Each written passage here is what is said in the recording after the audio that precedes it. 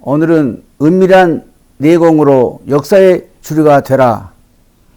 대한민국 최초의 여성 국무총리로 역사의 한 획을 그은 한명숙입니다. 받은 만큼 돌려준다고 후련한 것은 아닙니다. 또 받을 만큼 돌려주지 못했다고 해서 바보가 되는 것도 아닙니다. 더 중요한 것은 내 인생이 어디로 가고 있느냐 하는 것입니다. 인생은 나의 운명의 긴 대화입니다. 나를 다른 사람과 비교하지 마십시오. 자신의 운명과 마주설 때 비주류가 아니라 주류로 인생을 살아갈 수 있습니다.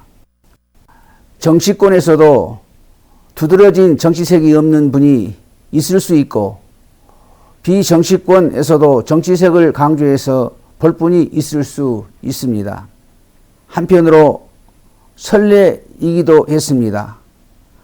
그전에도 다른 여성 인재가 최초의 여성 총리로 지목되었다가 청문회라는 관문에서 불미스러운 과거가 들춰짐에 따라 고사되었음을 기억하고 있었기 때문입니다. 그야말로 털어서 먼지 안 나는 사람 없는데 이번에 지목될 여성 총리 후보는 청문회를 무사히 통과할 수 있을까 걱정되는 것도 사실입니다. 그러면서 기다렸습니다. 대한민국 최초의 여성 총리 탄생을 말입니다. 첫째, 역사 주류로 급부상했습니다. 대한민국 헌정사상 최초의 여성 총리가 비로소 탄생된 순간이었습니다. 청문회 내내 시종일관 차분하면서도 논리적이고 감정에 동요됨이 없이 자신의 신념과 의견을 분명하게 정리하던 한명숙, 우리는 그녀의 모습을 잊지 못합니다. 한명숙 총리는 임명동의안이 통과되자 이렇게 소감을 밝혔습니다. 국민들의 애정과 성원에 깊은 감사를 드립니다. 야당과 여당 모든 국민들이 타고 있는 대한민국호가 균형 잡힌 어울림의 항해를 하도록 노력하겠습니다. 한명숙은 기대와 우려 속에 새롭게 시작되는 역사 한 페이지 한가운데 있었습니다. 이제 더 이상 여성은 역사의 주류를 넘보며 세월을 기다려야 하는 비주류의 존재가 아닙니다.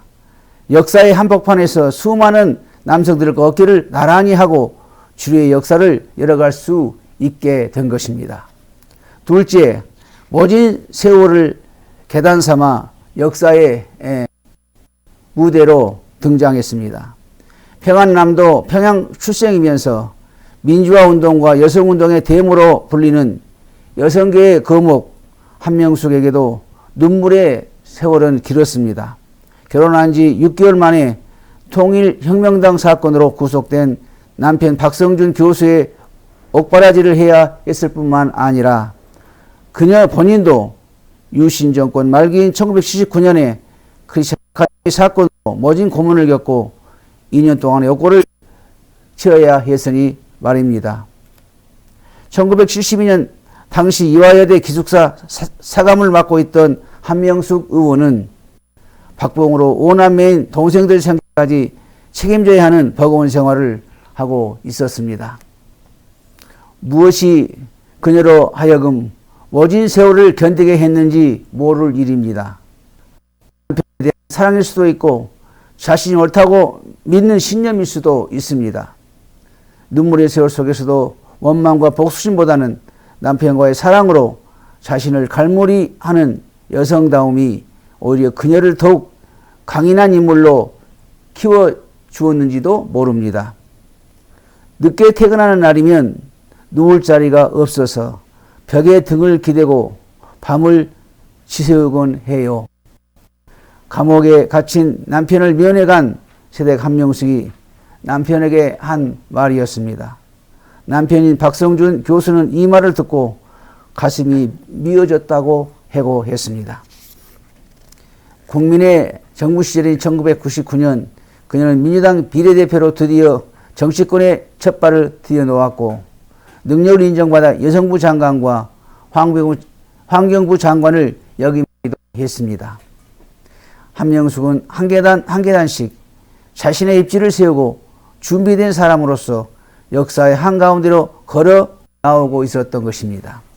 셋째, 어울림의 항해를 향한 방향키를 잡고 갔습니다. 한명숙이 여성 국무총리로서 처음 밝힌 포부가 있습니다. 일각에서는 여성이라고 꼬리표로 얼굴 마담에 그치는 것이 아니냐는 부정적 시각도 있었습니다. 하지만 여성 총리라는 타이틀은 꼬리표라기보다는 오히려 그녀에게 책임감과 사명감을 북돋아 주었습니다. 그의 10월 북핵 실험 사태 이후 안보 불안 문제가 제기되자 서해 교전 부대와 미군 부대를 방문하여 발빠른 모습을 보이기도 했습니다. 그리고 저출산, 고령화 문제를 둘러싼 각계의 이해관계를 조율해 사회 협약 체결이라는 의미 있는 성과를 거두기도 했습니다. 한명숙은 늘 화합과 소통의 리더십을 강조했고 말 많고 탈 많은 당시의 정치 분위기 속에서도 커다란 과오 없이 국정을 이끌었다는 평가를 받았습니다. 그것을 해결해 가는 것이 그녀의 방식이었습니다. 하류 인생으로 살 것인가, 상류 인생으로 살 것인가, 여성성을 포기하지 말고 역사 앞에 주리로 당당하게 서야 합니다. 그녀는 자기 인생을 개발하면서 어떻게 인생을 행복하고 풍요롭게 살 수 있는가 하는 질문을 던져 학생들이 주목을 끌었습니다. 시련 앞에서도 결코 인생의 끈을 놓지 않았습니다. 그녀 모진 세월 속에서도 가족에 대한 진실과 정을 잊지 않았습니다. 그야말로 자신의 인생을 개발하면서도 인간적인 행복을 놓치지 않고 풍요로운 삶을 살아온 장본인 아닐까 싶습니다. 여자들이 이제는 역사의 주인으로서 역사를 다시 일으켜 세울 때입니다. 퇴행의 역사를 걸을 것인지 아니면 새로운 민주주의와 새 역사를 창조하는 길에 나아갈 것인지를 선택해야 할 분기점에 서 있습니다. 감사합니다.